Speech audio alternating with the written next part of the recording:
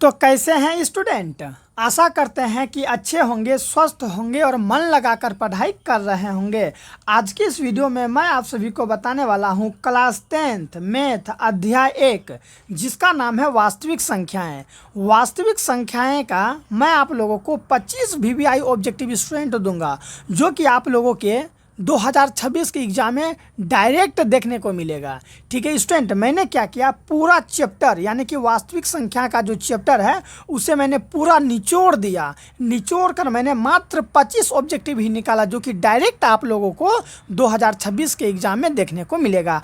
आप लोग देख सकते हैं यहाँ पर कि मैं यहाँ पर 1 से लेकर 7 प्रश्न को कॉपी कलम पर रिसर्च करके उतारा हूँ। फिर उसके बाद यहाँ देख सकते हैं 7 के बाद यहाँ देखिए आप लोग 8 नंबर का प्रश्न, 9 नंबर, 10 नंबर, इस तरह से जो है कि यहाँ पर 15 नंबर, और फाइनली इसके बाद यहाँ पर देखिए 16, 17 दिख रहा होगा आप लोग को। यहाँ पर नंबर देखिए आप लोग, ठीक है।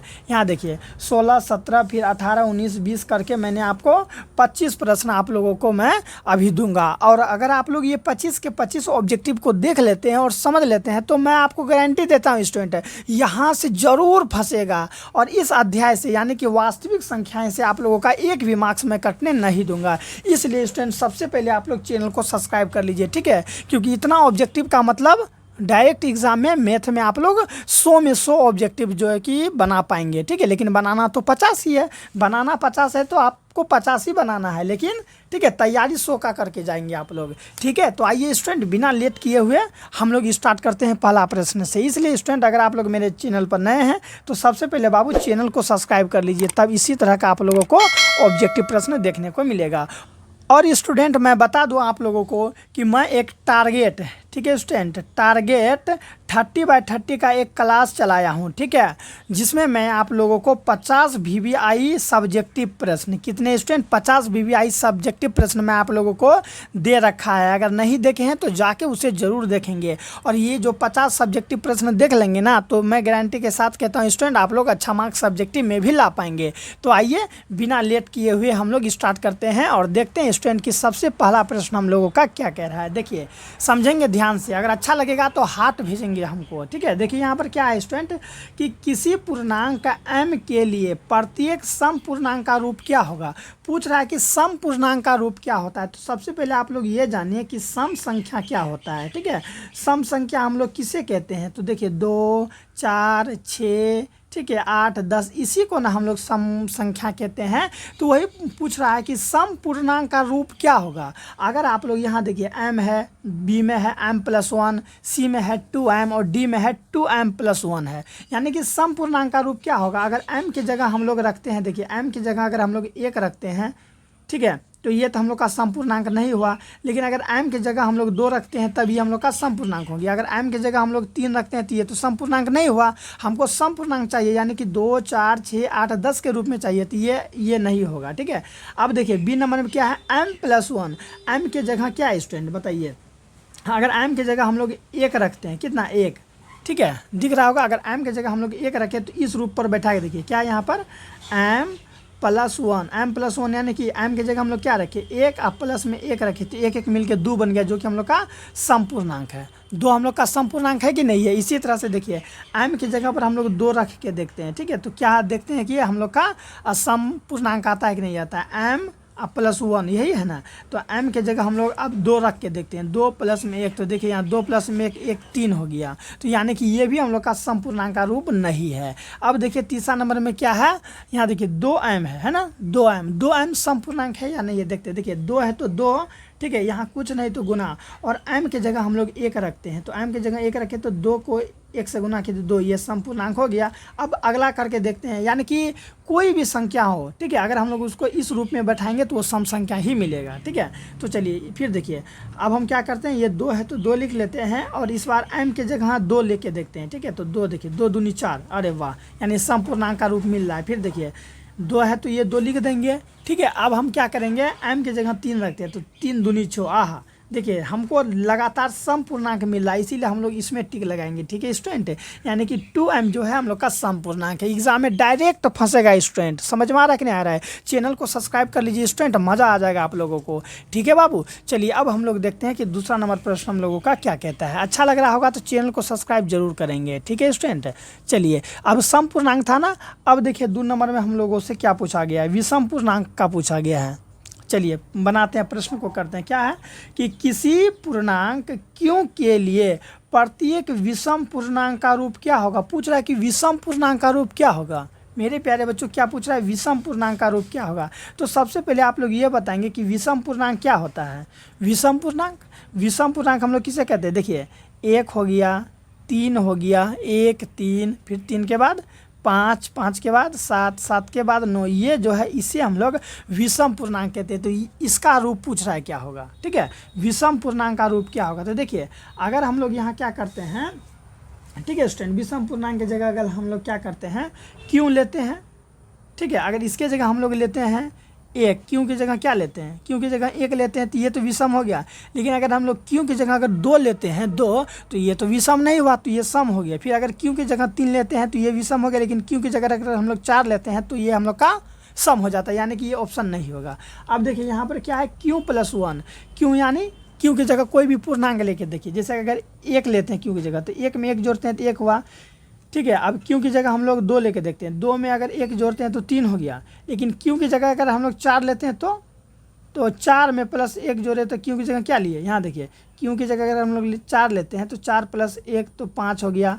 अगर क्यों की जगह हम लोग 5 लेते हैं तो 5 + 1 तो देखिए यहाँ 6 हो गया। कभी 5 आता है, कभी 6 आता है, कभी 1 आता है, कभी 2 आता है, यानी कि ये भी हमको लगातार विषम पूर्णांक नहीं दे रहा है। ठीक है, हमको लगातार विषम पूर्णांक चाहिए ना।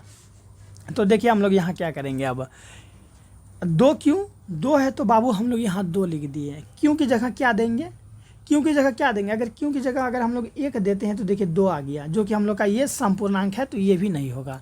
अब देखिए यहाँ पर क्या है, 2 क्यों +1, क्या ये विषम पूर्णांक का रूप है। तो देखिए 2 है तो 2 लिख दिए। और क्यों की जगह अगर 1 रखते हैं अब +1, तो यहाँ देखिए 2 एकम 2। ठीक है, 2 में 1 जोड़े, देखिए 2 × 1 2 हुआ, +1 जोड़े तो 3, ये तो हम लोग का विषम पूर्णांक हो गया, यानी कि विषम पूर्णांक का रूप हमें मिल रहा है। अब क्या करेंगे देखिए आप लोग, ठीक है 2 है तो 2 दे दिए। ठीक है, क्यों की जगह हम लोग क्या लेते हैं, 1 के बाद 2 लेके देखते हैं, 2 +1, तो देखिए 2 दूनी 4, 4 1 5, विषम पूर्णांक मिल रहा है। फिर देखिए 2 के अब यहाँ देखिए है ना, क्यों की जगह अब हम लोग 3 लेके देखते हैं, तो 3 दूनी 6, 6 में 1 जोड़े तो 7, यानी कि ये हम लोग का विषम पूर्णांक का रूप है। विषम पूर्णांक यानी वही 1 3 5 7, इसे ही हम लोग विषम पूर्णांक कहते हैं। तो पूछ रहा है कि विषम पूर्णांक का रूप क्या होगा। तो विषम पूर्णांक का रूप आप लोग देखें ना क्या होगा, ये हम लोग का विषम पूर्णांक का रूप है। क्योंकि जब भी हम लोग इस पर ये क्यों की जगह कोई भी पूर्णांक लेते हैं, जैसे 1 2 3 4 5 6 कुछ भी पूर्णांक लेते हैं और इसे सोल्व करते हैं, तो हम लोगों को लगातार क्या मिल रहा है, कभी मिल रहा है 3, कभी 5, कभी 7, कभी 9, कभी 11, इस तरह से मिलते रहेगा। और ये सभी के सभी विषम पूर्णांक है। समझ में आ गया, समझ में आ गया तो बाबू सबसे पहले चैनल को सब्सक्राइब कर ले। ठीक है, बताइए इंपॉर्टेंट प्रश्न है या फिर नहीं है। चलिए अब हम लोग देखते हैं। ठीक है, 3 नंबर का प्रश्न को सोल्व कर लेते हैं। प्रश्न कह रहा है कि n² -1, ठीक है, 8 से विभाज्य होगा। यानी कि क्या बोला है, जो ये n² है, n² -1 8 से विभाज्य है। 8 से विभाज्य का मतलब हुआ कि 8 से ये भाग लग रहा है। तो लग रहा है यदि n है तो n पूछ रहा है यहाँ क्या होगा जो 8 से क्या हो जाएगा, विभाज्य हो जाएगा। बताइए क्या होगा जो यहाँ पर 8 से विभाज्य हो जाएगा। देखिए तो मैं आपको बता दूँ स्टूडेंट कि अगर हम लोग यहाँ पूर्णांक रखते हैं, पूर्णांक मतलब क्या, माइनस में, देखिए पूर्णांक मतलब माइनस में 1 2 3 4, प्लस में 1 2 3 4 या 0, तो वो होता है पूर्णांक। अगर हम लोग यहाँ पूर्णांक कुछ भी रख देते हैं और उसका स्क्वायर करके 1 घटाते हैं, उसके बाद अगर हम लोग 8 से भाग लगाएंगे तो वो 8 से विभाजित नहीं होगा, इसीलिए वो एक पूर्णांक नहीं होगा। एक प्राकृतिक संख्या किसे कहते हैं, प्राकृतिक संख्या 1 2 3 4 5 6 7 8 9 10, इसे ही प्राकृतिक संख्या कहते हैं ना। तो प्राकृतिक संख्या यहाँ n की जगह रखिए, तो देखिए मान लीजिए हम यहाँ रखते हैं 5, ठीक है, 5 पर स्क्वायर करके -1 करते हैं। देखिए 25 25, अब 25 में से अगर हम लोग 1 को घटा दिए तो 24 आ गया। कितना आ गया, 24। क्या ये 8 से भाग लग रहा है बाबू। अब कहेंगे हम कि बताइए 8 से भाग लग रहा है, तो कहेंगे यस सर, ये सर 8 या 24 ये तो भाग लग रहा है। ठीक है, एक प्राकृतिक जगह। लेकिन देखिए हमेशा एक प्राकृतिक संख्या का मतलब ये हुआ कि हम लोग जब भी प्राकृतिक संख्या यहाँ n की जगह रखेंगे तो 8 से भाग लगना चाहिए। ठीक है, तो चलिए इसको हम लोग फिर से समझते हैं। यहाँ क्या है, n स्क्वायर माइनस 1। n की जगह अगर हम लोग यहाँ 2 रखते हैं और 2 का स्क्वायर करते हैं, 2 का स्क्वायर माइनस 1, तो देखिए 2 दूनी 4, 4 में से 1 घटाए तो 3, क्या 3 8 से भाग लगा? नहीं लगा, लगना चाहिए ना। फिर देखिए हम यहाँ क्या करते हैं, प्राकृतिक संख्या रखते हैं। इसके बाद यहाँ क्या रखिएगा, हाँ एक देखिए यहाँ अगर हम लोग 2 रखें, n की जगह 2 रखें ना, तो ये कहाँ भाग लगा? नहीं लगा, यानी कि ये भी नहीं होगा। अब एक विषम पूर्णांक, एक विषम पूर्णांक मतलब इस रूप में लिखिए, n square minus 1। n square minus 1 को हम लोग क्या करेंगे, ठीक है, n की जगह विषम संख्या दीजिए। जैसे कि हम लोग यहाँ दे देते हैं 3, 3 पर स्क्वायर माइनस 1 कीजिए, 3 तिया 9, और 9 में से 1 गया तो कितना गया घट के? 8 आ गया, और 8 जो है कि ये वाला 8 से विभाज्य हो जाएगा। ठीक है, इसी तरह देखिए 3 के बाद फिर अगला विषम संख्या 3 के बाद क्या होगा, 3 के बाद 5 होगा। और देखिए यहाँ पर 5 रख के हम लोग यहाँ पर किए तो भाग लग गया, 8 तिया 24, 3 बार में भाग लगा ना। फिर इसी तरह से देखिए यहाँ क्या है, n स्क्वायर माइनस 1 है ना। अब n की जगह हम लोग 6 नहीं रख के हम लोग 7 रखते हैं। ठीक है, तो 7 पर स्क्वायर माइनस 1, 7 सत्ते 49, 49 में से अगर हम लोग 1 घटाते हैं तो हो जाता है हम लोग का 48, और 48 8 से भाग लगता है, 8 45, 8 6 के 48, 6 बार में भाग लग जाता है। यानी कि जब जब n की जगह हम लोग, बाबू समझेंगे ध्यान से, कि जब जब n की जगह हम लोग एक विषम पूर्णांक देते हैं तब वो 8 से विभाज्य हो जाता है। यानी कि अगर n की जगह हम लोग 3 रखते हैं तब वो 8 से विभाज्य हो जाता है। n की जगह अगर हम लोग 2 रखते हैं तब वो 8 से विभाज्य नहीं होता है। लेकिन अगर 8 की जगह हम लोग 3 रखते हैं तो विभाज्य हो जाता है। 8 की जगह 4 रखते हैं तो विभाज्य नहीं होता है। लेकिन अगर 8 के ये n की जगह अगर 5 रखते हैं तो वो 8 से विभाज्य हो जाता है। यानी कि n की जगह क्या होगा, तो n की जगह एक विषम पूर्णांक होगा मेरे प्यारे बच्चों। क्या होगा, एक विषम पूर्णांक। समझ में आ गया, n की जगह क्या होगा, एक विषम पूर्णांक। और जैसे ही हम लोग यहाँ पर विषम पूर्णांक डालते हैं वो क्या होता है, तो वो 8 से विभाज्य हो जाता है। इसलिए n की जगह हम लोग क्या डाल देंगे बाबू, तो n की जगह हम लोग क्या डाल देंगे, तो एक विषम पूर्णांक डालेंगे। समझ में आ रहा है ना। चलिए स्टूडेंट समझेंगे विस्तार से, क्योंकि देखिए इस सब टाइप का प्रश्न ना आपको देखने को मिलेगा परीक्षा वगैरह में। इसलिए मैं केवल इंपॉर्टेंट प्रश्न सब लिया हूँ, तो उसे मैं थोड़ा विस्तार से समझाऊँगा ताकि आप लोगों को कोई दिक्कत नहीं हो। चलिए अब देखते हैं यहाँ पर क्या है, चौथा नंबर का प्रश्न। चैनल को सब्सक्राइब करके अपने दोस्तों को भी शेयर कर दे मेरे प्यारे बच्चों। देखिए यहाँ पर क्या है कि यदि HCF का मतलब क्या होता है, देखिए HCF यानी हाईएस्ट कॉमन फैक्टर, जिसे हम लोग मोसो कहते हैं। क्या कहते हैं बाबू, मोसो। ठीक है, तो यदि HCF कितना कितना का, 65 और 117 का, ठीक है, HCF 65 m-17 के रूप में व्यक्त किया जा सकता है, तब m का मान क्या होगा। बोल रहा है कि देखिए इसका जो HCF निकलेगा ना, इसका जो HCF होगा उसको इस रूप में लिखा जाता है, इस रूप में लिख दिया जाता है। तो पूछ रहा है कि m के जगह क्या होगा, तो हम लोग क्या करेंगे, इसका HCF निकाल के इसके बराबर करते हैं तो अपने m का मान निकल जाएगा। तो सबसे पहले हम लोग क्या करेंगे, इसका HCF निकालेंगे। HCF मतलब हाईएस्ट कॉमन फैक्टर। इसका HCF निकालते हैं भाग विधि से, सबसे सरल होता है, तुरंत निकल जाएगा। ठीक है, कौन विधि से, भाग विधि से क्या निकालना, HCF निकालना, तुरंत निकल जाता है। तो लगाइए, तो एक बार में बाबू लग गया ये हम लोग का 65 लगा, 65 भाग लगाएं तो घट के कितना आएगा, देखिए 7 में से 5 गया तो 2। ठीक है स्टूडेंट, यहाँ देखिए यहाँ पर जो है ना, देखिए 7 में से 5 गया तो 2। अब यहाँ क्या होता है, 11 में से अगर 6 गया तो 5 होगा। यानी कि फाइनली हम लोग का यहाँ कितना निकला, 52 निकला। ठीक है, अब क्या करेंगे, इस 52 को इस तरह से घेर के ये वाला 65 को यहाँ लिखते हैं। यही भाग बनाने का, ये मोसो बनाने का भाग विधि से यही रूल होता है। एक बार में हम लोग यहाँ लगा देंगे कितना, 52 लगा दिए, तो देखिए घट के आ गया 3। ठीक है, यहाँ घट के आया 2। अब जोड़ के देखिए 3 2 5, और यहाँ पर क्या हो गया, 3 2 5, यहाँ देखिए 6 में से 5 गया तो 1 होगा। ठीक है, यानी कि 13 बच गया। फिर इसको घेरेंगे, ये 52 को यहाँ लिखते हैं, कितना बार में, 13 चौके 52, 13 26 13 चौके 52। तो फाइनली स्टूडेंट कट गया और हम लोग का मोसो कितना निकल गया। तो अंतिम जो यहाँ पर रहेगा ना, जो देखिए भाग विधि में क्या होता है, जो अंतिम में यहाँ पर आता है, ठीक है, भाजक, वही हम लोग का क्या होता है, तो मोसो होता है। तो मोसो मेरा कितना निकल गया, ठीक है, तो ये दोनों का मोसो हम लोग का कितना निकल गया, तो 13 निकल गया। समझ में आ गया, मोसो कितना निकला बाबू, 13 निकला। तो अब देखिए हम लोग इसे कैसे बनाएंगे। ठीक है, मोसो कितना निकल गया, तो मोसो निकल गया बाबू 13।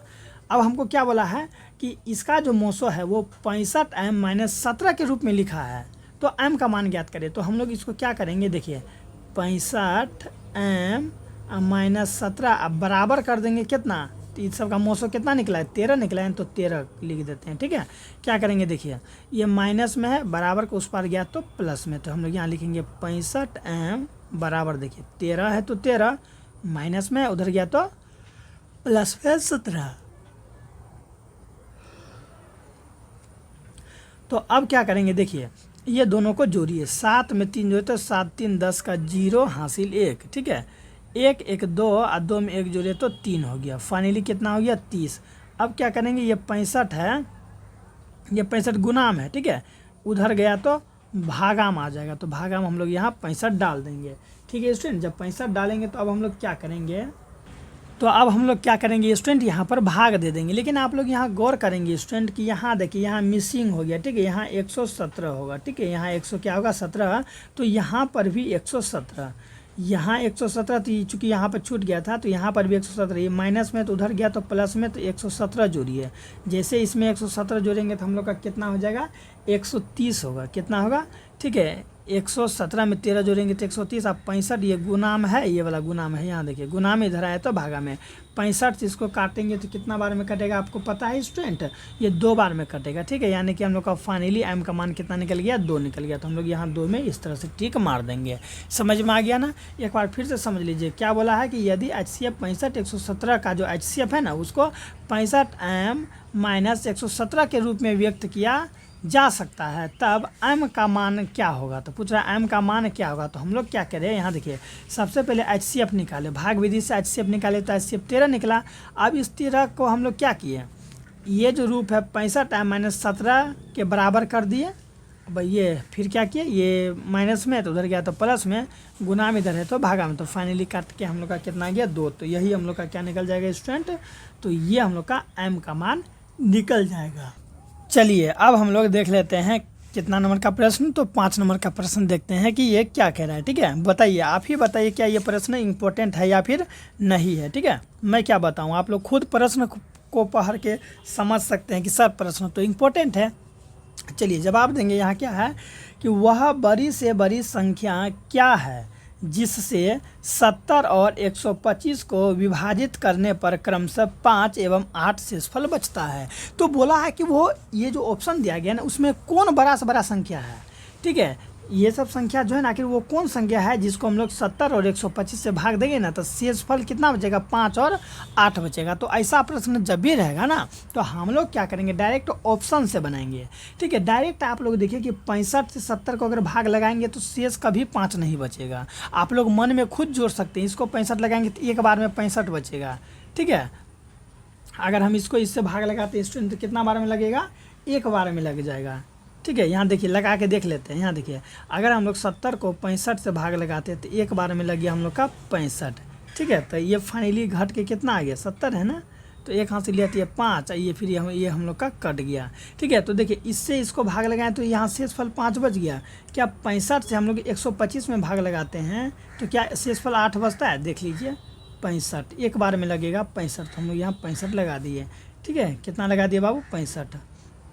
कितना है यहाँ पर 125 है ना, तो 5 में से 5 गया 0, 0 हुआ कि नहीं हुआ, क्योंकि 2 बार में इसको लगाएंगे तो ज़्यादा हो जाएगा कि नहीं होगा, ज़्यादा बिल्कुल स्टूडेंट ज़्यादा हो जाएगा।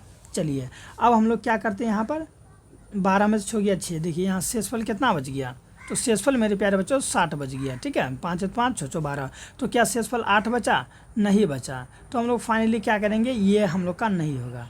तो अब क्या करेंगे स्टूडेंट, इसको जो है ना 13 को 70 से भाग दे के देखिए, यहाँ पर देखिए जल्दी से भाग दीजिए। 70 को हम लोग भाग देते हैं कितना से, 70 को भाग देते हैं 13 से, कितना बार में लगेगा, 13 13 दूनी 26, 13 39, 13 चौके 52, 13 पचे 65, 13 पचे 65, 13 पचे 65, 13 छा के कितना आ जाता है 78। तो इसको भाग दिए तो देखिए शेषफल मेरा 5 आ गया, तो पहला हम लोग का मिल गया। फिर यही 13 से 125 को भाग लगाइए, तो 125 को भाग लगाएंगे कितना से, 13 से, देखिए कितना बार में शेषफल इसका कितना आता है, 13 13, 13 पचे 65 आया था ना, 13 पचे 65, 13 छा 78, 13 7 91, 13 7 91, 13 8 104, 13 नमा 117, 13 नमा मेरे बाबू 117 आ गया। अब घट के कितना आ जाएगा, तो फाइनली अगर हम बात करें स्टूडेंट, तो एक हाथ से लिए लेगा तो बन गया 15, 15 में से 7 गया तो कितना होगा 8। फिर एक हाथ से लिया तो ये बन गया 1, तो 1 कट गया। देखिए शेषफल कितना बच गया, 8 बच गया। यानी कि इधर से भी हम लोग का 8 निकल गया शेषफल, और 13 से जब हम लोग 70 में भाग दिए तो शेषफल 5, और जब 13 से हम लोग 125 में भाग दिए तो शेषफल मेरा 8 निकला। तो अतः हम लोग कह सकते हैं कि इसका राइट आंसर क्या हो जाएगा मेरे प्यारे बच्चों, ठीक है 13 होगा, क्योंकि 13 से जब हम लोग 70 में भाग दिए तो शेषफल 5, और 13 में जब 125 से भाग दिए तो कितना आ गया, ठीक है। तो हम लोग का फाइनली 8 शेषफल बचता है। तो ऐसा सवाल जब भी रहेगा तो आप लोग जल्दी भाग दे के आप लोग बनाने का क्या करेंगे, प्रयास करेंगे, ठीक है। चलिए अब हम लोग कौन सा प्रश्न देखेंगे, 6 नंबर का। देखिए ये भी इम्पोर्टेंट है लेकिन समझना होगा तब, और जान ही रहे हैं। चलिए यहाँ पर क्या है, चैनल को सब्सक्राइब कर लीजिए स्टूडेंट अगर अभी तक नहीं किए तो। यदि 2 धनात्मक पूर्णांक, बोल रहा है कि 2 धनात्मक पूर्णांक है, ठीक है, 2 धनात्मक, यदि 2 धनात्मक पूर्णांक a और b निम्न रूप में लिखे हो, यानी कि a इस रूप में लिखा हुआ है एक्स क्यू वाई क्यू के रूप में, एवं b जो है एक्स वाई क्यू के रूप में लिखा है, तो जहाँ x और y क्या है, अभाज्य संख्या है, तो हमको इसमें करना क्या है, अभाज्य संख्या है, तो इसमें हमको करना क्या है स्टूडेंट, अगर ऐसा हो तो HCF निकालना है। क्या निकालना है, HCF ज्ञात करना है। तो HCF ज्ञात करे, समझ में आ गया क्या करना है कि 2 हमको धनात्मक पूर्णांक दे दिया है, 2 धनात्मक पूर्णांक a और b दे दिया है, जो कि a है हम लोगों का एक्स क्यू वाई क्यू, एवं जो b है एक्स वाई क्यू के रूप में है। तो हमको बोला है कि HCF ज्ञात करें। तो ऐसा सवाल जब भी रहेगा तो बिना सोचे समझे ये नहीं देखना कि x और y अभाज्य है कि कौन सी है, उससे कोई मतलब नहीं, डायरेक्ट देखिए क्या ज्ञात करना है, HCF ज्ञात करना है। तो HCF के लिए, ठीक है, आपको पता है कि गुणनखंड विधि से HCF कैसे निकालते हैं। देखिए पहले ये है ना, HCF में हम लोग क्या करते हैं, देखिए ये एक संख्या है, इसको तोड़िए आप लोग, क्या है x पे पावर 3, तो इसको हम लोग कैसे लिख सकते हैं, x गुना x के रूप में लोग लिख सकते हैं। इसको तोड़िए, y को क्या लिख सकते हैं, y गुना y के फॉर्म में लिख सकते हैं कि नहीं लिख सकते हैं, बिल्कुल लिख सकते हैं। b को क्या लिख सकते हैं, बोलिए, b को लिख सकते हैं हम लोग इस तरह से, x और y पे पावर 3 है तो y गुना y के फॉर्म में लिख सकते हैं। अब HCF का रूल क्या कहता है, HCF का रूल क्या कहता है आप बता सकते हैं। तो देखिए HCF का रूल कहता है कि जो दोनों में है उसे ले लो, ठीक है, जो दोनों में है उसे ले लो, वही होता है HCF। तो देखिए इसमें x है, इसमें x है, तो हम लोग क्या करेंगे, x को निकाल लेंगे। ये गुणनखंड विधि से हम बता रहे हैं, ठीक है। अब देखिए यहाँ एगो y यहाँ, तो हम लोग यहाँ y को निकाल लेंगे। फिर यहाँ एगो y यहाँ, तो y को भी निकाल लेंगे। फिर एक y यहाँ, तो y को भी निकाल लेंगे। अब इसको हम लोग ऐसे लिख सकते हैं, x है तो x, 3 गो y है तो y पे पावर 3, तो यही हम लोग का फाइनली HCF निकल गया। तो देखिए तो HCF ऑप्शन में है x y पे पावर 3, एक्स वाई पे, देखिए option number B x y पे पावर 3, यही हम लोग का राइट आंसर हो जाएगा, ठीक है, समझ में आ गया कि नहीं। अगर इस टाइप का सवाल रहेगा तो भाग नहीं देने लगिएगा, भाग विधि से बनाइएगा फिर दिक्कत हो जाएगा, ठीक है। अगर आप लोग जानते हैं तो बना लेंगे, नहीं तो फिर आप लोग को दिक्कत हो सकता है, ठीक है। इसीलिए क्या करना है, इसको तोड़ लेना है, इसको भी तोड़ लेना है, जो दोनों में उपस्थित हो उससे बाहर कर लेना है, वही होता है HCF। तो फाइनली हम लोगों का निकल गया एक्स वाई पे पावर 3, ठीक है, HCF ज्ञात कर लिए। चलिए अगर अच्छा लग रहा होगा तो चैनल को सब्सक्राइब कर लें स्टूडेंट, अगर अभी तक नहीं किए हैं तब। अब कौन सा होगा आप ही बताइए मेरे बाबू, अब कौन सा होगा, ठीक है। चलिए थोड़ा सा इसे, हाँ देखिए क्या है प्रश्न देखिए यहाँ क्या है कि यदि 2 धनात्मक पूर्णांक, यानी आप लोग जानते हैं धनात्मक पूर्णांक जिसे प्लस में 1 2 3 4 5 ये होता है धनात्मक पूर्णांक। यदि 2 धनात्मक पूर्णांक p एवं q निम्न की तरह व्यक्त किया जाए, मतलब p को हम लोग ऐसे लिख सकते हैं a b² एवं जो ये क्यू है, क्यू को हम लोग क्या लिख सकते हैं, a पे पावर 3 और b पे पावर 3, ठीक है। जहाँ a और b अभाज्य संख्या है, क्या है, a और b अभाज्य संख्या है, तब LCM निकालना है। तो LCM बोला है निकालने, यहाँ पर HCF बोला था निकालने और यहाँ पर LCM बोला है निकालने। तो LCM कैसे निकालेंगे, देखिए जब हम लोग इसको तोड़ेंगे, यही संख्या है ना, इसको तोड़िए, इसको तोड़ेंगे तो क्या आएगा आप खुद बताइए। इसको तोड़ेंगे तो a है तो a लिखिए, AB² को तोड़िए तो कैसे तोड़ सकते हैं, इसको तोड़ेंगे AB² है यानी b गुना b के फॉर्म में तोड़ सकते हैं, ठीक है। अब देखिए इसको कैसे तोड़ेंगे, a पे पावर 3 और b पे पावर 3 को कैसे तोड़ेंगे बताइए, a गुना a इस b पे पावर 3 को कैसे तोड़ेंगे, b गुना b के रूप में हम लोग इसे तोड़ सकते हैं। ठीक है, अब चलिए एलसीएम क्या होता है, एलसीएम के लिए क्या करते हैं, जो दोनों में है पहले उसे ले लेते हैं। ठीक है, एलसीएम कहता है जो दोनों में है उसे ले लो और जो बचा उसको भी ले लो, ये एलसीएम का रूल है। और एचसीएफ कहता है कि जो दोनों में है केवल उसे ही लेना है। तो यहाँ हमको एलसीएम निकालना है। देखिए यहाँ पर ए और यहाँ पर ए, तो हम लोग ए बाहर कर लिए। ठीक है, देखिए 2 बी यहाँ पर तो 2 बी यहाँ पर, तो हम लोग इसको भी बाहर कर लिए, b गुना b। अब देखिए यहाँ पर क्या बच गया, 2 ए बच गया तो 2 ए लिख दीजिए, a गुना ए। यहाँ b भी बच गया तो b को भी लिख दीजिए। तो देखिए काय गो ए हुआ, एगो ए और 2 ए यहाँ, यानी कि 3 गो ए, तो a पे पावर 3 कर सकते हैं। यहाँ b का गो है, b भी 3 गो है, तो b पे पावर 3 कर सकते हैं। समझ में आया, नहीं दिखा तो यहाँ पर आप लोग देखिए। तो ये जो है यही हम लोग का एलसीएम होता है। एलसीएम देखिए तो a पे पावर 3 और b पे पावर 3 कहाँ है, यहाँ देखिए ऑप्शन नंबर सी, a पे पावर 3 और b पे पावर 3, यही हम लोग का क्या निकल जाएगा स्टूडेंट, तो यही हम लोग का आंसर निकल जाएगा। कितना नंबर का आंसर निकल जाएगा मेरे प्यारे बच्चों, तो 7 नंबर का आंसर निकल जाएगा। अगर आपको समझ में आ रहा है तो चैनल को सब्सक्राइब कर लिए स्टूडेंट। ठीक है, इसी तरह का इंपॉर्टेंट सब प्रश्न मैं आप लोगों को देता रहूँगा। चलिए अब आप यहाँ पर ये समझिए स्टूडेंट कि अगर यहीं पर अगर एचसीएफ रहता, ठीक है, आप यहाँ से ये भी समझ लीजिए कि एचसीएफ इसका कैसे निकालेंगे। अगर इसी में स्टूडेंट कहता है कि एचसीएफ ज्ञात करें, तो देखिए एचसीएफ ज्ञात करने के लिए सबसे बेस्ट तरीका यही होगा कि जो दोनों में उपस्थित है उसे बाहर कर लीजिए। जैसे कि देखिए इसको हम लोग तोड़े तो a गुना अब b स्क्वायर है, यानी b गुना b के रूप में तोड़े। और इसको कैसे तोड़े, a पे पावर 3 है तो a को 3 बार लिखें और b पर पावर 3 है तो b को 3 बार लिखें।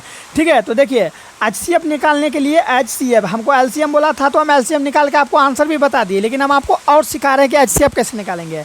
जो दोनों में है उसे लेना है। देखिए यहाँ पर ए, तो हम लोग ए को बाहर कर लिए। ठीक है स्टूडेंट, थोड़ा वर्षा हो रही है तो आवाज़ में दिक्कत होगा, बस थोड़ा देर ही स्टूडेंट। ठीक है, चलिए अब क्या करेंगे, तो ए बाहर करेंगे। फिर है देखिए यहाँ 2 बी और यहाँ 2 बी, तो दोनों बी को खाली बाहर कर लीजिए, b गुना b, तो क्या हो जाएगा a गुना अब b। देखिए b पे पावर 2 है ना, तो यानी b 2 है तो हम लोग b स्क्वायर कर सकते हैं। तो ये हम लोग का एचसीएफ हो गया, ये एचसीएफ और ये हो गया एलसीएम। एचसीएफ क्या कहता है, जो दोनों में है केवल उसी को लेना है। और एलसीएम क्या कहता है, जो दोनों में है उसे तो लेना ही है, जो बच गया उसे भी ले लो। तो इस तरह से हम लोगों को एचसीएफ और एलसीएम प्राप्त हो जाता है। ठीक है स्टूडेंट, अगर अच्छा लग रहा होगा तो चैनल को सब्सक्राइब जरूर कर लें। और आइए अब हम लोग आगे देखते हैं। अब देखिए स्टूडेंट, अब 8वां नंबर का प्रश्न क्या है स्टूडेंट, देखिए अब जो वर्षा हो रही थी ना वो शांत हो गया। ठीक है, तो अब मैं फिर से स्टार्ट कर दिया। देखिए यहाँ पर है कि एक अशून्य परिमेय, ठीक है, अशून्य परिमेय संख्या एवं एक अपरिमेय संख्या का गुणनफल क्या होगा। ठीक है, यहाँ पर देखिए पहले यहाँ पर इंडिकेट हमको कर दिया कि अशून्य परिमेय संख्या। पहले आप लोग जान जाइए कि शून्य भी एक परिमेय संख्या है, क्योंकि शून्य के नीचे कुछ नहीं तो एक हम लोग लिख सकते हैं ना। एक लिखे यानी ये p और ये q के रूप में हो गया, इसीलिए शून्य हम लोग का परिमेय संख्या हो गया। ठीक है, इसीलिए यहाँ पर क्या बोला, अशून्य यानी कि शून्य नहीं। ठीक है, तो एक परिमेय संख्या एवं एक अपरिमेय संख्या का गुणनफल क्या होगा। तो आप लोग खुद कीजिए। जैसे देखिए 2 एक परिमेय संख्या है और ये जो √3 है ये हम लोग का क्या है, अपरिमेय संख्या। ये परिमेय संख्या और ये अपरिमेय संख्या, तो 2, ठीक है, 2 संख्या यानी कि पहला परिमेय और दूसरा अपरिमेय संख्या का गुणनफल क्या होगा। जब दोनों को हम लोग गुना करेंगे तो 2√3 आएगा, 2√3 जो कि एक अपरिमेय संख्या है। इसी तरह से यहाँ देखिए √2 गुना, ठीक है स्टूडेंट, एगो ये देखिए √2 ये हम लोग का अपरिमेय संख्या है और 5 हम लोग का परिमेय संख्या है। तो दोनों को गुना करेंगे तो क्या आएगा, 5 √2 आएगा जो कि अपरिमेय संख्या है। इसलिए हम लोग किस में टिक लगाएंगे स्टूडेंट, हमेशा याद रखिएगा कि परिमेय संख्या एवं अपरिमेय संख्या का जो गुणनफल होता है, यानी कि जब दोनों को गुना करते हैं तो वो हमेशा क्या होता है मेरे प्यारे बच्चों, सदैव अपरिमेय संख्या। ठीक है, सदैव क्या रहेगा, सदैव अपरिमेय संख्या रहेगा। समझ में आ गया। तो चलिए अब हम लोग आगे बढ़ते हैं। ठीक है, और देखते हैं कौन सा प्रश्न। तो यहाँ देखिए अब हम लोग का है 9 नंबर का प्रश्न। ठीक है स्टूडेंट, समझ में आएगा तो चैनल को सब्सक्राइब करके अपने दोस्तों लोग को भी शेयर कर दीजिएगा। ठीक है स्टूडेंट, इतना मेहनत के लिए। चलिए यहाँ पर क्या है, प्रश्न को आप लोग देखेंगे समझेंगे ध्यान से। प्रश्न क्या कह रहा है, वह छोटी से छोटी संख्या जो 1 और 10 के सभी संख्याओं से विभाज्य है। यानी कि वह पूछ रहा है कि वह छोटी से छोटी संख्या क्या है जो 1 और 10 के सभी संख्याओं से विभाज्य है। तो दिमाग लगाइए, तो क्या है, 1 से लेकर 10 तक सभी संख्या से विभाज्य हो जाएगा। बताइए वो संख्या कौन होगा। देखिए ये किस किस से भाग लगेगा, ये 1 से लगेगा माने, 2 से लगेगा, लेकिन ये 3 से लगेगा क्या? 3 से नहीं लगेगा। आप पहले प्रश्न को समझिए। बोल रहा है कि यहाँ पर कौन ऐसा संख्या है जो कि 1 से लेके 10 तक सब संख्या से भाग लग जाएगा। ठीक है, तो ऐसा करने के लिए हम लोग अगर इसको सवाल के तौर पर बनाते हैं तो बहुत टाइम लग जाएगा। डायरेक्ट ऑप्शन से बनाएंगे, यानी कि इसमें से ऐसा कौन सा ऑप्शन है जो कि 1 से भाग लगेगा, 2 3 4 5 6 7 8 9 10 10 संख्या से भाग लग जाएगा। देखिए ये 1 से लगेगा, 2 से लगेगा, लेकिन ये 3 से लगेगा नहीं, तो ये ऑप्शन तो पहले गलत हो गया। समझ में आ गया? देखिए ये 1 से लगेगा, 2 से लगेगा, लेकिन ये 3 से नहीं लगेगा, तो ये भी रिटायर हो गया। समझ में आ गया? अब देखिए ये किस किस से लगेगा, ये 1 से लग जाएगा, चूँकि 1 से लग जाएगा। अब ये 2 से क्यों लगेगा? 2 से लग जाएगा कि नहीं लगेगा? 2 से लग जाएगा, क्योंकि इसके इकाई अंक पर क्या है, तो ये इकाई अंक पर 4 है। और भाग कौन किससे भाग लगेगा नहीं लगेगा, नहीं लगेगा, ये अगर आपको जानना है तो इसके लिए आपको 1 से लेकर 11 तक का विभाज्यता का नियम आपको याद होनी चाहिए। ठीक है, जो मैंने पिछले वाले वीडियो में, हालांकि जब बेसिक मैथ पढ़ा रहे थे तो वहाँ पर मैंने बताया है, तो आप लोग वो वाला वीडियो देख लेंगे। ठीक है, तो यहाँ देखिए 5, देखिए 1 से लग जाएगा, ये 2 से भी भाग लग जाएगा। 3 से लगेगा क्या? 3 से विभाज्यता का नियम क्या कहता है? दी गई संख्या का अंकों का योग अगर 3 से भाग लगे तो वो संख्या 3 से भाग लगेगा। तो 5 4 9, 9 3 से भाग लगा। देखिए इसको जोड़ो, 5 4 9, 9 भाग लग गया ना, तो समझिए ये भी भाग लग जाएगा। 4 से लगेगा क्या? 4 से भाग लगेगा, लगा के देखिए तो 504 को 4 से भाग लगा के देखिए तो एक बार में लग गया 4। ठीक है, एक बार में लगा 4, तो घट गया 1 0, 4 का 4, 4 दूनी 8, 2 बार में 8 लगा, घट के 2, यहाँ 4 लगा। ठीक है, देखिए घट के कितना आ गया, 8 2 10, 2 उतरा और ये 4 यहाँ उतर गया। तो 4 का 9 4 12 14 16 4 4 6 के 24, ये 4 से लग गया। लेकिन बाबू ये 5 से नहीं लगेगा, क्योंकि 5 से विभाज्यता का नियम कहता है कि इकाई अंक पर क्या होना चाहिए, या तो 0 होनी चाहिए या नहीं तो 5 होनी चाहिए। अगर इकाई अंक पर 0 और 5 हो तो वो संख्या 5 से विभाज्य हो जाएगा। ठीक है स्टूडेंट, तो फाइनली ये भी हम लोग को 1 से 10 तक में जो है कि 1 से तो लगा, 2 से लगा, 3 से लगा, 4 से भी लगे, लेकिन 5 तक देते आउट हो गया। तो आप देखिए जब ये तीनों नहीं होगा तो ऑटोमेटिक यही होगा ना, तो ये जो 2520 जो है ना स्टूडेंट, वो 1 से लेकर 10 तक सभी संख्या से भाग लग जाएगा। तो आप लोग इसमें टिक मार देंगे। ठीक है, समझ में आ गया ना? चलिए आ गया होगा तो क्या करना है आपको खुद पता है स्टूडेंट। आइए अब हम लोग आगे देखते हैं। चलिए स्टूडेंट, अब हम लोग 10 नंबर का प्रश्न देखते हैं। क्या है 96 और 404 का HCF ज्ञात करें। ठीक है, अगर संख्या दिया रहेगा, ठीक है, तब HCF कहेगा तो भाग विधि बेस्ट है स्टूडेंट, क्योंकि उसमें आप लोग तुरंत निकाल लेंगे। ठीक है, तो चलिए 96 और कितना है, देखिए 96 और 400। ठीक है, 96 को जो है ना, जो छोटा संख्या रहेगा ना, छोटा संख्या से बड़ा संख्या को भाग दे दीजिए, 404 को भाग दीजिए। ठीक है, चलिए कितना बार में भाग लगेगा, एक बार में ये भाग तो नहीं लगेगा। ये कितना बार में भाग लगेगा, दिमाग लगाइए तो कितना बार में भाग लगेगा, 96 103 4 में भाग लगेगा कि 4 बार में। देखिए तो 96 गुना 4 करके देखिए तो 6 चौके 24 का 4 हासिल 2। ठीक है, 9 का 9 चौक 36, 36 37 38। ठीक है, देखिए ये इतना आया, कितना है 384 आया।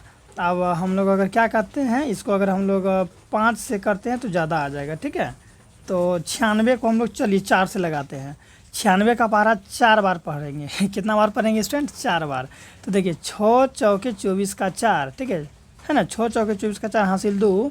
अब 9 को, ठीक है, 9 का 18 9 चौके 36, 36 37 38, कितना आ गया हम लोग का 38, यानी कि कितना बार में, हाँ तो 4 बार में हम लोग का लगा। देखिए 4 में से 4 गया 0, 1 हासिल लिया तो ये क्या बन गया, ये बन गया 10, 10 में से 8 गया तो 2, 1 हासिल लिया तो ये कट गया, 20 बचा। फिर 20 को घेर देंगे, जो शेषफल बचेगा उसको घेर के यहाँ जो लिखा है ना 96, उसको इस रूप में लिखते हैं। ठीक है, यही होता है रूल। अब कितना बार में लगेगा, 20 कम 40, 20 से 60, 20 चौके 80, 4 बार में 80 लगाइए। ठीक है, 20 चौके 80, क्योंकि 100 तो लगा नहीं सकते हैं, तो कितना आएगा 6 और 1 हो गया, फिर 16 आ गया ना। फिर इस 20 को आप लोग यहाँ पर उतारेंगे, फिर 20 को लगाएंगे तो एक बार में कितना आ गया 16, फिर घट के कितना आ जाएगा, आप ही बोलिए, घट के आएगा यहाँ सर 4, फिर ये 16 यहाँ उतारिए, 4 चौके 16, जब तक कटाते रहना है जब तक कटना जाए। तो अंतिम किससे कटा, 4 से कटा ना, तो हम लोग का यही हो जाएगा। ठीक है, 96 और 404 का HCF क्या हो जाएगा, 4 हो जाएगा। जो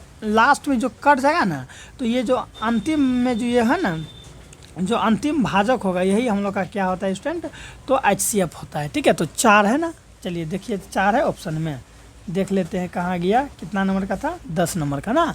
तो 10 नंबर का स्टूडेंट 4, देखिए ऑप्शन नंबर बी में 4 पड़ा हुआ है। ठीक है स्टूडेंट, अब देखिए सबसे पहले आप अगर नहीं जान रहे हैं तो जान लीजिए स्टूडेंट कि हमारा ये चैनल जिसका नाम है विजय स्टडी पॉइंट है, इस जो हम लोग का ये जो चलता है ना स्टूडेंट, ये जो हम आप लोग को मैथ का ऑब्जेक्टिव सब दे रहे हैं ये मैं रोज़ दूंगा, ठीक है। और इससे मैं आपको टोटल कितना दिया है, 14-15 दिया है ना स्टूडेंट, 15 का 15 मैं आपको ऐसा वीडियो दे दूंगा जिसे आप लोग तैयारी करके, ठीक है स्टूडेंट, मैथ में आप लोग अच्छा स्कोर कर पाएंगे। और यहाँ पर देख रहे हैं ना हम समझा भी रहे, इससे क्या होगा आपका सब्जेक्टिव भी बनेगा, सब्जेक्टिव में भी सहूलियत मिलेगा इतना कैलकुलेशन करने के बाद, ठीक है स्टूडेंट। इसलिए आपका ये प्यारा सा चैनल विजय स्टडी पॉइंट, इसे आप लोग सब्सक्राइब करके रखें। चलिए 10 तक देख लिए, अब आइए हम लोग देखते हैं 11 नंबर का प्रश्न क्या कह रहा है। देखिए यहाँ पर है कि सह अभाज्य संख्याओं का HCF, ठीक है, सह अभाज्य संख्याओं का मोसो हमेशा एक होता है। आंख बंद कीजिए चाहे आंख खोल लीजिए, याद रखिएगा कि सह अभाज्य संख्याओं का जो HCF होता है मेरे प्यारे बच्चों वो कितना होता है, सह अभाज्य संख्याओं का HCF 1 होता है। कितना होता है, 1, ठीक है। चलिए अब हम लोग देख लेते हैं आगे। यहाँ देखिए क्या है, यहाँ देखिए, ठीक है, यहाँ पर देखिए समझिए 12 नंबर का क्या है कि निम्न में कौन सी संख्या अपरिमेय है। तो अपरिमेय कौन है स्टूडेंट, ठीक है, कौन सा अपरिमेय है, तो ये √17 अपरिमेय संख्या, ठीक है, क्योंकि ये √100 नहीं है, क्योंकि इसको अगर हम लोग तोड़ते हैं रूट में देखिए 100 है ना, अगर इसको तोड़ेंगे तो क्या 10 × 10 है ना, तो जोड़ा से एगो बाहर निकल जाएगा। रूट तोड़ने के लिए क्या करते हैं, जोड़ा से एक बाहर कर लेते हैं रूट के अंदर, ठीक है। रूट के अगर अंदर से बाहर करना हो तो जोड़ा निकाल के बाहर निकालते हैं। तो ये 10 हम लोग का निकल गया, 10 के नीचे कुछ नहीं तो 1 है, यानी कि ये परिमेय संख्या हो गई। इसको अगर तोड़ेंगे तो 2 आएगा, 2 भी हम लोग का परिमेय संख्या है। इसको तोड़े तो देखिए 16 को अगर तोड़ेंगे तो 4 आएगा, अब प्लस है तो प्लस, और √25 को तोड़ेंगे तो 5 आएगा, 5 4 9, 9 भी क्या है, एक परिमेय संख्या है। लेकिन √17 को आप लोग नहीं तोड़ सकते, इसलिए ये हम लोग का अपरिमेय संख्या है। समझ में आ गया ना। चलिए तो रूट किस में मार देंगे, 17 में आप लोग टिक मार देंगे। अब आइए हम लोग देखते हैं कौन सा प्रश्न, तो देखते हैं 13 नंबर का क्या है। यदि दो संख्याओं का गुणनफल 2166 है तो उसका मोसो 19 है, तो क्या ज्ञात करना है, लोसो ज्ञात करना है। तो स्टूडेंट अगर ऐसा जब भी संख्या हो तो सूत्र होता है, ठीक है स्टूडेंट, याद रखिएगा, पहली संख्या इस तरह से याद रखिएगा, ठीक है, पहली संख्या गुना दूसरी संख्या, पहली संख्या गुना दूसरी संख्या बराबर होता है लोसो गुना, ठीक है स्टूडेंट, लोसो गुना मोसो होता है ये सूत्र, ठीक है। तो पहली संख्या और दूसरी संख्या का गुणनफल ऑलरेडी हमको दे दिया है 2166, ठीक है। लोसो हमको बोला है ज्ञात करने, तो लोसो ज्ञात करना है तो लोसो को रहने देंगे। अब मोसो कितना दे दिया है, देखिए यहाँ पर हम लोग मोसो की जगह मोसो बैठा दीजिए। मोसो हमको 19 दिया है, तो आप दिमाग लगाइए, ये 19 गुना में है, इधर आएगा तो डायरेक्ट भागा में आएगा। अब ये दोनों को भागा दे दीजिए, जैसे ही अगर हम लोग इसको भागा देते हैं स्टूडेंट तो हम लोग का लोसो निकल जाएगा, ठीक है। तो 13 नंबर का ना, तो इसको भागा देंगे तो कितना बार में आएगा आपको पता है, इसको अगर हम लोग भाग देंगे स्टूडेंट तो 144 बार में आएगा, ठीक है। आप भाग देने जानते हैं, लीजिए 19 और 2 1 6 को भाग दे दीजिए, ठीक है, 144 बार में भाग लग जाएगा। तो हम लोग को फाइनली 144 बोलते हैं, सॉरी स्टूडेंट 114 हम लोग का इसका आंसर निकल जाएगा, ठीक है। चलिए अब कौन सा देख लेते हैं, भाग दे दीजिए आप लोग, भाग अब हम नहीं देंगे, ठीक है। चलिए देख लेते हैं यहाँ पर क्या है। यहाँ पर है स्टूडेंट कि यदि a बराबर, यानी a का मान हमको दे दिया है 2⁵ गुना 3 फिर गुना 5, और b बराबर दिया है 2⁵ गुना 5 गुना 7, तब लोसो क्या होगा। देखिए कितना इजी प्रश्न पूछा है, क्या पूछा, लोसो ज्ञात करने। तो इस टाइप का संख्या का लोसो यानी कि लघुत्तम पूछा है ज्ञात करने। क्या क्या दे दिया गया, ये हमको ऑलरेडी तोड़ दिया, तो a के लिए हमको क्या दे दिया है, ठीक है। यहाँ देखिए 2⁵3, तो 2⁵3 को हम लोग कैसे लिख सकते हैं, 2 गुना 2 लिख सकते हैं। अब 3 5 है तो यहाँ लिख दीजिए 3 गुना 5। b को कैसे लिख सकते हैं, b हमको क्या दिया है, यहाँ देखिए 2⁵4 यानी कि 2 को 4 बार लिख दिए, फिर 5 और 7 है तो लिख दीजिए 5 और 7, ठीक है। तो ए बी बराबर, यानी ये दोनों का क्या बोला है, लोसो ज्ञात करने ना। तो लोसो के लिए हम क्या बोले थे, जो दोनों में है पहले उसे निकालिए। तो देखिए ये 2 और ये 2 है, तो चलिए 2 ले दिए, फिर ये 2 तो फिर हम लोग यहाँ 2 ले लिए, फिर यहाँ पर भी 2 यहाँ पर भी 2, तो हम लोग फिर से 2 ले लिए, ठीक है। फिर यहाँ पर 5 है और यहाँ पर 5 है, तो फिर 5 को ले लीजिए। तो पहले जो दोनों में है उसको ले लिए, अब जो बचा उसको भी ले लीजिए। तो बचा क्या, देखिए ये 3 को 2 और 3 को 2 तो निकल गया। अब देखिए यहाँ क्या बचा, ई वाला 2 बच गया, तो ई वाला 2 ले लीजिए। फिर क्या बच गया, ये वाला 3 बच गया, तो ये वाला 3 को भी ले लीजिए। और क्या बच गया, ये 5 बच गया, तो ये 5 को भी लिख लीजिए। अब इसको किस रूप में लिख सकते हैं, देखिए इसको सबको गुना कर सकते हैं, बिल्कुल कर सकते हैं। ठीक है, अगर यहीं पर अगर एग्ज़ाम में ठीक है स्क्वायर या फिर घातीय रूप में आंसर है तो इसको आप लोग घातीय रूप में लिख देते हैं। कैसे लिखते हैं? 1 2 3 4, 2 का गो है 4 गो है ना, तो 2 पे पावर 4, अब 5 का गो है 5 2 है तो 5 पे पावर 2 और गुना 3, ये हो गया हम लोग का आंसर घातीय रूप में। लेकिन इसको यहाँ पे देखिए यहाँ तोड़ के दिया है तो इसको आप लोग गुना कीजिए। 2 का 2, 2 दूनी 4 हुआ, 2 दूनी 4, 4 का 4, 4 दूनी 8, 8 पंचे 40। ठीक है, 40 दूनी 80। अब 80 को 3 से गुना करेंगे तो 8 का 16, 8 या 24, इतना हो जाएगा। ठीक है, फिर इसको 5 से गुना कीजिए, ये 5 है ना, तो देखिए 5 को 0 से गुना किए तो 0, कहाँ है 0, 0 दे दीजिए। ठीक है, 5 चौके 20, ठीक है 5 चौके 20 का इसको इससे गुना किया तो कितना आया 0, 5 का 10 पर 5 चौके 20 की 0 हासिल 2। ठीक है, 5 दूनी 10, 11 12। ठीक है, देखिए तो कहाँ पर है मेरे प्यारे बच्चों? ठीक है, 1200 आंसर कहाँ पर है? तो जहाँ पर भी 1200 आंसर होगा वही हम लोग का क्या हो जाएगा, राइट आंसर हो जाएगा। चलिए स्टूडेंट, यहाँ पर हम लोग का कितना निकला 1200। क्या देखिए ऑप्शन में 1200 है? आपको ये सर ऑप्शन में 1200 नहीं है, तो देखिए कहीं मिस हुआ होगा।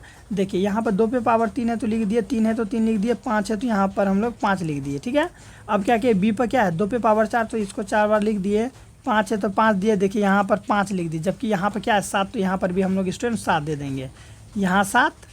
ठीक है, तो देखिए ये दोनों 5 5 निकल गया, तो फिर यहाँ अंत में यहाँ क्या बच जाएगा 7 बच जाएगा। ठीक है, तो आप गुना कर देंगे, तो यहाँ तक गुना किया तो इसको 7 से गुना कीजिए। समझ में आ गया कि नहीं? जी देखो इसको इससे गुना किया तो 0, 7 चौके 28 का 8 हासिल 2, 7 दूनी 14, 15 16। देखिए निकल गया ना 1680 है। हाँ, ऑप्शन नंबर डी है। समझ में आ गया कि नहीं आ गया? ऐसा रहेगा तो घबराएंगे बिल्कुल नहीं, दोनों को लिख देंगे, जो दोनों में अवेलेबल है उसको निकाल लीजिए, और जो बच या लास्ट में उसको भी लिख दीजिए। घातीय रूप में है तो घातीय रूप में अभी लिखने के लिए बताए ना, हाँ तो लिख दीजिए। और नहीं तो अगर तोड़ के दिया है तो उसको तोड़ के आप लोग उसको गुना कर दीजिए, निकल जाएगा। हर एक तरीका हम आप लोग को बताएंगे। ठीक है, तो परिवार के साथ जुड़ के रहे। 14 तक देख लिए, अब आइए 15 को देख लेते हैं कि क्या है 15 नंबर का प्रश्न। क्या है आप बताए? 144 ना, 144 की अभाज्य गुणनखंड में 2 का घातांक क्या होगा? धो, कितना ईजी प्रश्न है। यानी कि 144 को तोड़िए और देखिए कि 2 काय बार आता है। ठीक है, जैसे यहाँ पर है ना 144 को तोड़ के आप ही को हम बता देते हैं कितना है। 144 को तोड़िए, 2 से तोड़िए तो कितना बार में? 7 बार में 14, 2 बार में 2 दूनी 4, 7 दूनी 14। ठीक है, 72 बार में। फिर 2 से तोड़े तो 36 दूना 72 होता है ना, 6 दूनी 12, 2 हासिल 1, 3 दूनी 6, 1 7। फिर इसको अगर 2 से तोड़े तो कितना बार में? 18 दूनी 36। 2 से तोड़े तो 9 बार में। हमको यहाँ 2 का घातांक पूछा है तो 2 पे पावर 4 हो जाएगा। देखिए 1 2 3 4, 4 आया है तो 2 पे पावर 4, यानी कि हम लोग देखें यहाँ क्या 2 का घातांक क्या होगा, तो 2 का घातांक यहाँ कितना है 4, तो यहाँ 4 में हम लोग क्या करेंगे स्टूडेंट, टिक मार देंगे। ठीक है, चलिए समझ में आ गया। 15 नंबर तक स्टूडेंट हम लोग देख लिए। मैं क्या करूँगा स्टूडेंट, इसी तरह मेरे प्यारे बच्चों, इसी तरह मैं आप लोगों को टोटल अध्याय, मैथ का टोटल अध्याय का मैं क्या करूँगा आपको बताऊँगा। ठीक है, आप लोग यहाँ देख सकते हैं, ये ऑलरेडी हम ये सब चीज़ सब कुछ जो है ना, देखिए यहाँ पर आप लोग हम तैयार करके ऑलरेडी रख चुके हैं। ठीक है, तो आपको मैं बताऊँगा, हर एक अध्याय के बारे में बताऊँगा। चलिए, इसलिए आप लोग कमेंट करके आप लोग अपना अपना नाम बताइए क्या है, ताकि मैं जान सकूं कि मेरा स्टूडेंट सबका क्या नाम है, ताकि मैं नाम ले लेकर आपको पढ़ाऊं। चलिए 15 तक देख लिए। अब आइए हम लोग यहाँ पर 16 नंबर को प्रश्न को करते हैं। चलिए ठीक है स्टूडेंट, इसी तरह से हम लोग 25 नंबर तक करेंगे, क्योंकि आपको पता है कि यहाँ पर मैं केवल इम्पोर्टेंट प्रश्न ही दे रहा हूँ। ठीक है, चलिए क्या कह रहा है ये प्रश्न देखिए तो 16 नंबर का, कि निम्नलिखित संख्या में कौन सा परिमेय है। परिमेय पूछ रहा है कौन सा का, तो परिमेय संख्या का हम लोग क्या कर सकते हैं। परिमेय संख्या देखिए बिना सोचे समझे, परिमेय संख्या को हम लोग अंश बट्टे हर के रूप में लिख सकते हैं। ठीक है, और परिमेय संख्या में कहीं पर भी रूट वगैरह कुछ नहीं होगा। देखिए इसको तो ये जो है रूट अंडर 1/144, तो देखिए ये रूट 1 का भी है और ये रूट 144 का भी है, तो हम लोग इसको ऐसे कर सकते हैं, रूट अंडर 1 बट्टे रूट अंडर 1 4 4, इसको हम लोग ऐसे कर सकते हैं। तो 1 को तोड़े तो 1 होगा, अब इसको तोड़ेंगे तो रूट अंडर 144 है तो 12 होता है ना, 12 का स्क्वायर 144 होता है, तो 1 बट्टे हम लोग का 12 निकला, जो कि हम लोग का क्या निकल गया बाबू, तो ये हम लोग का निकल गया पी बट्टे क्यू के रूप में है परिमेय संख्या, इसलिए हम लोग इसमें टिक मार देंगे। यानी कि फाइनली आप लोग समझ गए ना, ये हम लोग का क्या है, तो ये हम लोग का स्टूडेंट परिमेय संख्या है। ठीक है, चलिए अब हम लोग क्या देखते हैं, 17 नंबर का देख लेते हैं जल्दी जल्दी। प्रश्न है कि निम्नलिखित में कौन सा अभाज्य संख्या है, बताइए तो निम्नलिखित में कौन सी अभाज्य संख्या है मेरे प्यारे बच्चों। अभाज्य संख्या पूछ रहा है, ठीक है। तो इसमें अभाज्य संख्या क्या है, 41 हम लोग का अभाज्य संख्या है, ठीक है। और अभाज्य संख्या किसे कहते हैं, वैसी संख्या जो एक से भाग लगेगा और खुद से ही भाग लगेगा, ठीक है। एक से भाग लग जाएगा और खुद से, एक से भाग लगेगा और खुद वो अपने आप से भाग लगेगा, तो इसी संख्या को अभाज्य संख्या कहते हैं। क्योंकि देखिए ये एक से भाग लग जाएगा, ठीक है, और किससे भाग लगेगा, 2 3 4 5 6 7 8 9 10 11 12 13 14, किसी से भाग नहीं लगेगा, डायरेक्ट ये जो भाग लगेगा ना ये खुद से भाग लगेगा, यानी कि 41 से ही भाग लगेगा। इसी तरह स्टूडेंट 3 भी क्या है, एक अभाज्य संख्या। क्योंकि देखिए 3 को अगर हम लोग भाग लगाएंगे तो ये 1 से भाग लगेगा 3 बार में, यानी कट गया। फिर ये 2 से भागने लगेगा और ये फिर खुद से ही भाग लगेगा, देखिए 3 से ही भाग लगेगा तो 3 बार में, ठीक है, सॉरी 1 बार में 3 खत्म, ठीक है। यानी कि वैसी संख्या जो खुद से और 1 से, यानी कि 1 से और स्वयं से भाग लगे उसे हम अभाज्य संख्या कहते हैं। तो ये है, ठीक है। बाकी ये सब संख्या अलग अलग संख्या से भाग लग जाएगा। चलिए अब हम लोग कौन सा प्रश्न देखते हैं, देखिए 18 नंबर का प्रश्न हम लोग देख लेते हैं। यहाँ पर क्या है समझेंगे ध्यान से 18 नंबर का, ठीक है। क्या है प्रश्न, देखिए यहाँ पर है कि निम्नलिखित में से, ठीक है स्टूडेंट, क्या है, निम्नलिखित में से किसका दशमलव प्रसार अशांत होगा। और दशमलव प्रसार अशांत होगा पूछ रहा है, ठीक है। किसका दशमलव प्रसार यहाँ पर मेरे प्यारे बच्चों अशांत होगा। तो मैं आपको एक ट्रिक बताता हूँ, ठीक है। अगर कभी भी इस टाइप का रहेगा, ठीक है, अशांत दशमलव प्रसार के बारे में रहेगा या शांत दशमलव प्रसार के बारे में रहेगा, तो जो देखिए हार जो है ना, ये जो नीचे वाला होता है हार, ठीक है, अगर हार 2 पर ये देखिए 2 गुना 5, ठीक है, 2 गुना 5 के रूप में अगर आ गया तो समझ जाइए वो संख्या क्या होगा, शांत होगा। यानी देखिए 2, या इसको बहुत कोई ऐसे भी समझिए 2 पे पावर n गुना 5 पावर m के रूप में अगर आ गया नीचे वाला, तो वो संख्या क्या होगा, शांत होगा। अगर इस रूप में नहीं आया तो वो अशांत होगा। समझ में आ गया। अब समझ में कैसे आएगा, तो ये आप लोग चैप्टर जरूर पढ़े होंगे।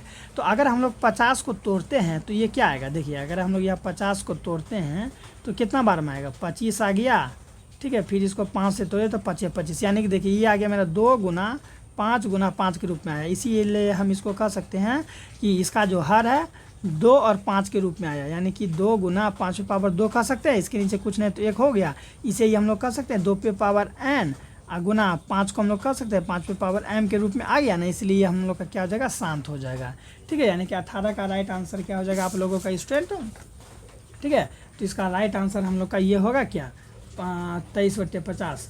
तो आप लोग कहेंगे सर ये 23/50 नहीं होगा, ठीक है स्टूडेंट। इसे हम लोग तोड़े तो क्या आ गया, देखिए यहाँ पर 2 पे पावर 1 और 5 पे पावर 2 के रूप में आया, यानी कि ये शांत होगा, ठीक है। इसी तरह से स्टूडेंट जब हम लोग क्या करेंगे, इसको तोड़ेंगे ना, आप 1600 को तोड़ के देख सकते हैं। इसको जब तोड़िएगा ना तो 2 गुना 5 के रूप में ही इसका ये नीचे वाला आएगा, ठीक है। यानी कि 2 पे पावर n, यानी कि 2 पे पावर कुछ ना कुछ होगा, जैसे कि 3 4 5 आप इसको तोड़िएगा ना तो कुछ ना कुछ आएगा, और 5 पे पावर भी कुछ ना कुछ आएगा, ठीक है। यानी कि ये भी हम लोग का शांत होगा और ये भी शांत होगा। लेकिन आप लोग इसको अगर तोड़ते हैं ना तो ये देखिए कितना है, 200 कितना है, यहाँ देखिए 243 को आप लोग तोड़िए, ये 2 पे पावर n गुना 5 पे पावर m के रूप में ये नहीं आएगा, ठीक है। इसको अगर हम लोग तोड़ते तो ये कौन चीज़ से भाग लगेगा, बता सकते हैं आप लोग कौन चीज़ लगेगा, ये डायरेक्ट लगेगा बाबू 3 से।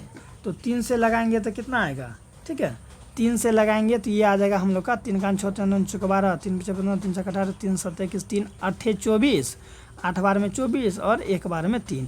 फिर इसको 3 से लगाएं तो 27 3 81, फिर इसको 3 से लगाएं तो कितना बार में लग जाएगा मेरे प्यारे बच्चों, तो ठीक है 7 3 21 के 1 हासिल 1 3 6 7 8। अब 3 से लगाएं तो कितना बार में, 27 है ना। तो चलिए लगाइए तो 3 से, 3 का 3 6 3 9 3 6 12 3 5 15 3 6 के 18 3 7 21 3 7 21 3 8 24 3 9 27, 9 बार में ये हम लोग का 27 लग गया। फिर क्या करेंगे, इसको हम लोग जब 3 से लगाते हैं तो देखिए 3 बार में 3 3 9 टूट गया, ठीक है। फाइनली इसे हम लोग देखिए क्या कर सकते हैं स्टूडेंट, इसको जब हम लोग लिखे तो क्या बार में टूटा, इसको लगाए तो 81 बार में, फिर 3 से लगाएं तो 27 बार में, फिर 3 से लगाए तो 9 3 27, 3 से लगाए ना जिससे 9 3 27, फिर 3 से लगाए तो 3 3 9 बार में हमको टूट गया। फाइनली हम लोग इससे कह सकते हैं स्टूडेंट कि जब हम इसको तोड़े तो देखिए क्या आया, इसको तोड़े तो हमको बार बार तीन आ रहा है, तीन तीन तीन तीन आ रहा है, ना कि 2 और 5 के फॉर्म में नहीं आ रहा है। ठीक है स्टूडेंट, तो हम लोग कहेंगे कि ये हम लोग का अशांत होगा। समझ में एक बार फिर से समझिए कि कभी भी अगर पूछेगा कि निम्न में से किसका दशमलव प्रसार अशांत है, तो आपको करना क्या है, जो हर है ना, हर को क्या करना है, इसको गुणनखंड करके तोड़ना है, चाहे इसका हो चाहे इसका हो चाहे इसका हो चाहे इसका हो, तोड़ना है। अगर आप इसे तोड़ रहे हैं और 2 पे पावर n गुना 5 पे पावर m के रूप में अगर आ गया तो वो शांत होगा, और 2 5 के अलावा अगर कुछ भी आ गया तो हम लोग का अशांत होगा। जैसे इसको हम लोग तोड़े, देखिए बार बार 3 आ रहा था, बार बार क्या आ रहा था, 3, तो हम लोग कह सकते हैं कि ये हम लोग का अशांत दशमलव प्रसार है। लेकिन ये सबको अगर भाग देंगे तो शांत होगा। ठीक है, इसे भी आप लोग तोड़िएगा ना तो 2 और 5 के रूप में ही आएगा। ठीक है, हालांकि इसके अलावा और कुछ नहीं आएगा, या तो 2 4 को 2 आएगा, 2 4 को 5 आएगा, लेकिन 2 5 के रूप में ही आएगा। लेकिन इसको तो देखिए ना ही 2 आया ना ही 5 आया, खाली 3 आ रहा था। इसीलिए ये हम लोग का क्या हो जाएगा, तो ये हम लोग का अशांत दशमलव प्रसार हो जाएगा। ठीक है स्टूडेंट, इसमें थोड़ा ज़्यादा टाइम लग गया, आप लोग इसका चैप्टर में जो है कि पढ़े होंगे अच्छा से। ठीक है, तो यहाँ पर ऑब्जेक्टिव में अगर उतना समय दे के बताएं तो स्टूडेंट दुख वाली बात है ना। चलिए यहाँ पर क्या 19 नंबर का कि π/3 है मेरे प्यारे बच्चों। π/3 क्या है, तो देखिए पाई जो है हम लोग का हमेशा क्या होता है, पाई जो है वो हम लोग का अपरिमेय संख्या है। ठीक है, अपरिमेय को अगर हम लोग परिमेय से भाग देंगे तो हम लोग का हमेशा अपरिमेय ही होगा। ठीक है स्टूडेंट, इसलिए चैनल को सब्सक्राइब कर लीजिए। किसको, ये है हम लोग का पाई, याद रखिएगा। देखिए पाई जो है, दिख रहा है कि नहीं दिख रहा है, दिख रहा है। पाई हम लोग का अपरिमेय है, क्या है, अपरिमेय। लेकिन पाई का जो मान होता है 22/7, ये हम लोग का परिमेय होता है। क्या होता है, परिमेय। ठीक है, पाई अपरिमेय है, लेकिन पाई का जो ये मान है 22/7, ये हम लोग का क्या है, तो ये हम लोग का परिमेय। लेकिन याद रखिएगा पाई कभी भी 22/7 के बराबर नहीं है, क्योंकि ये जो पाई है ना, इसको ये जो है ना, ये 22/7 ये लगभग मान होता है। ठीक है, लगभग, ये पाई जो है 22/7 ये एक लगभग मान होता है, ना कि एग्जैक्ट मान। आई होप आप लोग को समझ में आ गया होगा। ठीक है स्टूडेंट, इसलिए आप लोग जो है ये क्या है, पाई अपरिमेय हो गया। अगर अपरिमेय को परिमेय से भाग देंगे तो खुद अपरिमेय ही होगा। ठीक है, अगर एग्जाम में पूछ ले कि पाई क्या है, तो पाई अपरिमेय संख्या है। पूछ लेगा कि 22/7 क्या है, तो 22/7 परिमेय संख्या है। ठीक है, कन्फ्यूज नहीं करेंगे। चलिए अब देखिए यहाँ पर क्या है, 0.7 पर ये जो आवर्त है ना, ये पूछ रहा है कि ये क्या होगा। ठीक है, तो इसका सरलतम रूप क्या होगा, ऑप्शन नंबर ए। जाएगो संख्या पर आवर्त होगा उतना नीचे नो होगा। ठीक है, जाएगो एक संख्या पर आवर्त है तो 1 नो नीचे होगा। समझ में आ गया। इसी तरह से स्टूडेंट अगर मान लीजिए कल हो के ऐसे रहता, ठीक है, 0.6 पर इस तरह से या ऐसे रहता, डबल 6 दे के आवर्त रहता, तो आप लोग इसको ऐसे लिखते हैं 66। देखिए 2 संख्या पर आवर्त है तो नीचे 2 नो देंगे, यही इसका रूल होता है। ठीक है, इसलिए ये हम लोग का परिमेय संख्या, क्योंकि इसे हम लोग आवर्त है ना, तो बटे में नो देंगे, तो p/q के रूप में आया, p/q के रूप में आया तो हम लोग का कौन चीज़ हो जाएगा, अभी बताए कौन चीज़ हो जाएगा, तो ये हम लोग का परिमेय संख्या हो जाएगा। समझ में आ गया ना। चलिए आगे बढ़े स्टूडेंट, अगर आप लोग का आ गया हो तो चलिए आगे बढ़ते हैं। ठीक है, और सरस्वती माँ का नाम लेके एक बार चैनल को सब्सक्राइब कर दें। यहाँ पर देखिए क्या है, ओह दिखिए नहीं रहा है। चलिए 21 नंबर का प्रश्न क्या है कि 8 पे पावर 0 और गुना 2 पे पावर 0 बराबर क्या होगा। तो याद रखेंगे आप लोग, किसी भी संख्या पर 0 पावर का मतलब होता है 1। ठीक है, तो 8 पे पावर 0 मतलब 1, और फिर क्या है 2 पे पावर 0, इसका भी मतलब 1। दुनिया का कोई भी संख्या रहे, अगर उस पर घात अगर 0 हो तो उसका मतलब 1 होता है। ठीक है, तो 1 इसका मतलब 1, इसका मतलब 1, तो 1 गुना 1 = 1। ठीक है, इसका मतलब 1 गुना इसका मतलब भी 1, क्योंकि इस पर पावर 0 है, तो 1 गुना 1 करेंगे तो 1 होगा, तो 1 कहाँ है, ऑप्शन नंबर बी में। समझ में आ गया ना। चलिए अब देख लेते हैं 22 नंबर का, अब हम लोग का समाप्त होने ही वाला है मेरे प्यारे बच्चों। चलिए 22 नंबर का देखिए क्या है यहाँ पर। ठीक है, इसी तरह मैं आप लोग को अध्याय 2 में बहुपद दूंगा। देखिए यहाँ पर क्या है कि 2, 10 और 20 का लोसो, यानी कि 2, 10 और 20 का जो लोसो है ना, ठीक है, लोसो और मोसो का अनुपात क्या होगा। देखिए कितना इजी प्रश्न पूछा है, 2 लोसो और मोसो का क्या पूछा है, अनुपात पूछा गया है। तो ठीक है, क्या आप बता सकते हैं, बिल्कुल आप बता पाएंगे। चलिए कैसे बताएंगे, इसका लोसो निकाल लीजिए और मोसो भी निकाल लीजिए। तो चलिए 3 को संख्या जिसको हम लोग कौन विधि से निकालते हैं, आपको जो विधि अच्छा लगे उससे निकालिए। हम तो निकाल लेंगे, 2 है तो 2 को तोड़ेंगे तो क्या आएगा, 2 गुना 1। ठीक है, 10 को तोड़िए तो ठीक है, हम लोग लोसो और मोसो निकाल लेंगे एक के बारे में। 2 का 2, ठीक है, 2 पंचे 10, ठीक है, डायरेक्ट हो जाएगा। 20 को तोड़ेंगे तो क्या आएगा, 2 का 2, 2 दूनी 4, 4 पंचे 20। तो लोसो के लिए क्या होता है, LCM यानी लोसो, लोसो का रूल क्या कहता है, जो सभी में है उसको ले लीजिए, तो दो दो दो है तो दो ले लीजिए, ठीक है। अब जो नहीं है उसको भी ले लीजिए। अब देखिए यहाँ पर भी दोनों में है तो यहाँ 5 ले लेंगे। अब कौन कौन बच गया, कौन कौन मेरे प्यारे बच्चों बच गया, आप बता सकते कौन कौन बच गया। देखिए इस सब में 2 है तो 2 ले लिए, ठीक है। अब देखिए ये 2 बच गया तो ये 2, अब देखिए फिर ये दोनों 5 लिए थे ना, क्योंकि देखिए ये दोनों में है तो हम लोग दोनों में से भी 5 लेंगे। तो क्या किए स्टूडेंट, देखिए ये तीनों में 2 है तो 2 ले लिए। अब देखिए क्या करेंगे, ये 2 2 2 लिए तो चलिए निकल गया। अब देखिए यहाँ 5 है और यहाँ पर भी 5 है, तो दोनों में है ना, तो हम लोग 5 एक को 5 लेंगे, ठीक है। समझ में आ गया, दोनों में है इसलिए भी हम लोग एक को 5 लेंगे। समझ में आ गया। ये हम लोग क्या निकाल रहे हैं, तो ये हम लोग निकाल रहे हैं एलसीएम। अब क्या बच गया, शेष क्या बचा, तो देखेंगे आप लोग यहाँ शेष बच गया केवल ये वाला 2, तो ये वाला 2 लिख दीजिए।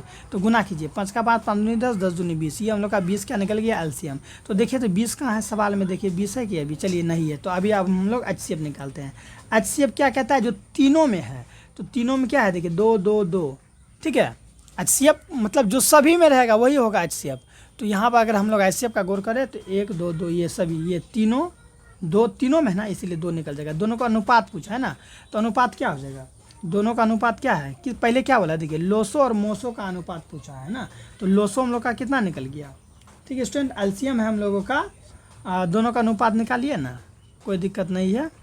बड़ा संख्या कौन है, बड़ा को नीचे कीजिए, एलसीएम हम लोग का 20 है ना, तो 20 और छोटा को ऊपर कीजिए, दोनों को भाग लगाएंगे तो कितना 1/10। 1/10 देखिए तो कहाँ है, ऑप्शन नंबर ए में है ना, 1/10 यानी देखिए 1 है तो 1 अनुपात 10, वही हुआ 1/10, ठीक है। तो ऑप्शन नंबर ए हम लोग टिक लगा देंगे। समझ में आ गया, जो बड़ा रहेगा उसको नीचे लिख देंगे। एक बार फिर से समझिए, एलसीएम हम क्या करेंगे, सबको तोड़ लिए, तोड़ने के बाद क्या करेंगे, देखिए जो एलसीएम निकाल रहे हैं पहले, एलसीएम का रूल कहता है जो तीनों में है उसको ले लेंगे, तो चलिए ले लिए।